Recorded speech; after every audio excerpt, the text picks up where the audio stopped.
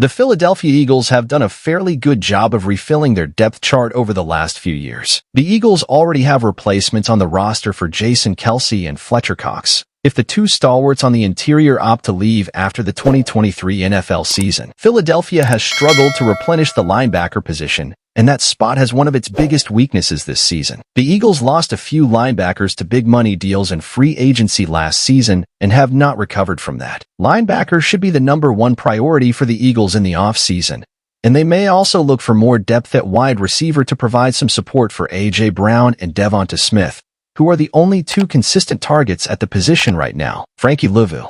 Frankie Luvu would be a household name if he played outside of Carolina.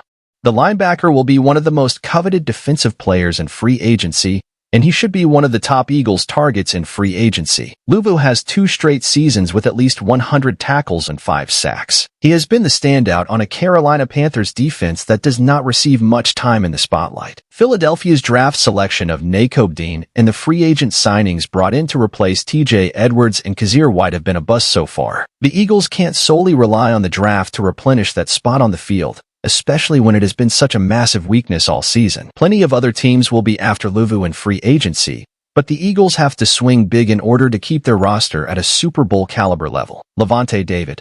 The Eagles and other teams in need of linebackers could have trouble prying Lavonte David away from the Tampa Bay Buccaneers. The 33-year-old is set to become a free agent at the end of the season, but he has only played for Tampa Bay.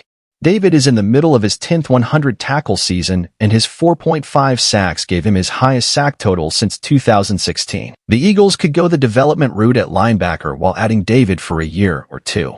David is nowhere close to the end of his career, but the Eagles could sign him to a 1 or 2 year deal to be the rock of the defense and help Dean and other young linebackers develop.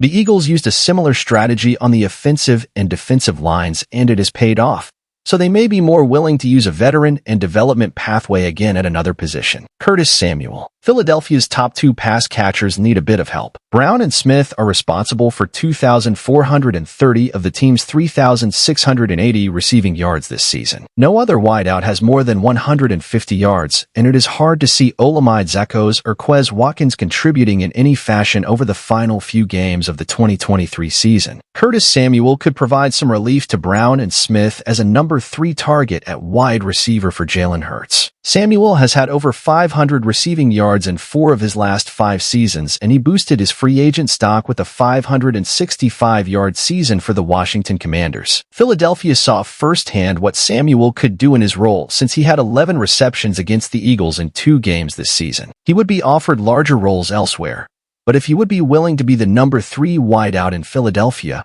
the offense would look even more dangerous than it already can be.